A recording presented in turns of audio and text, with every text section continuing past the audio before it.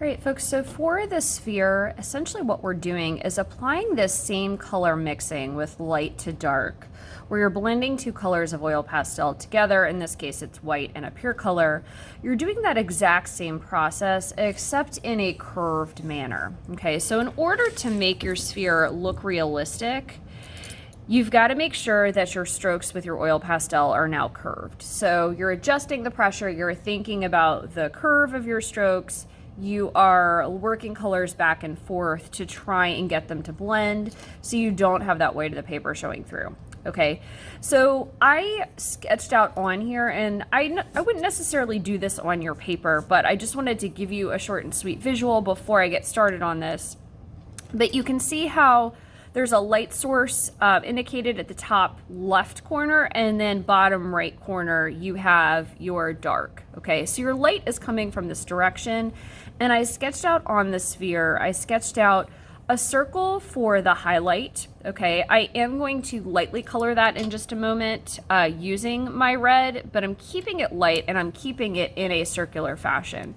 As I drag the red down towards the bottom right corner, you'll notice that my strokes are more like the curve seen here. So think like crescent moon shape all the way down to the bottom. Okay, so I sketched those on there so that you would be able to see, or just be able to see visually, what I'm going to do with my oil pastel from the circle to working it back and forth. Okay, crescent moon shape toward the bottom. Okay, so while I'm adjusting my pressure, that is what I'm doing. Okay, now at this point in time, what I'm going to do is I'm going to follow this pattern, but I'm going to have my lightest pressure up here at the top at a circle, and then go down to my hardest pressure of red at the bottom. Okay, so as light as I possibly can. Okay, using my oil pastel, I'm going to go in that circular fashion. Super, super light.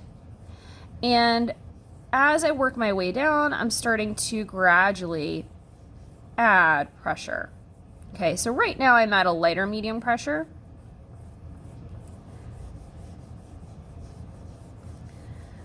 Okay, going to my harder medium pressure.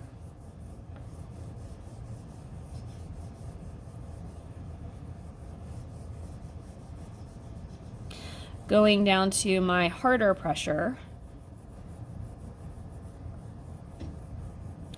and then at the bottom, my hardest pressure. And at the bottom, I'm definitely following the overall curves of the circle here.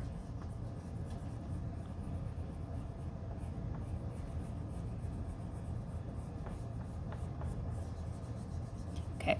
Now, before I do anything else, I'm going to go back and fill it in so you can kind of see how I'm working these edges. So this is a great under layer. It's a little bit patchy for my liking, so I'm going to go back and fill it in with the appropriate amounts of pressure. Up here at the top, I'm still doing my lighter pressure, or lighter medium pressure. I'm going to fill it in. Okay. Towards the edge, like 3/4 of the way around, I'm going to make sure that I have that harder pressure.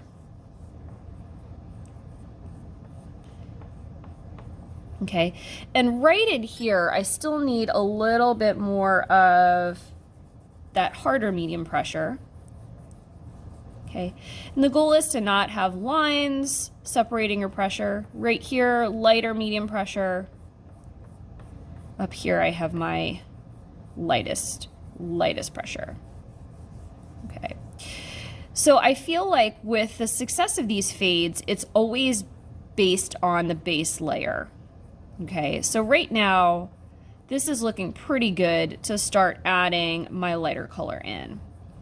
Okay, so before you add your lighter color in, double check that you have a light, a medium, and a dark. Okay, that they follow that curvature pattern. Okay, from the circle to the crescent moon shape to the big crescent moon shape all the way at the bottom. Okay, that it goes seamlessly without lines separating the pressure, okay, and that you filled in the gaps, okay.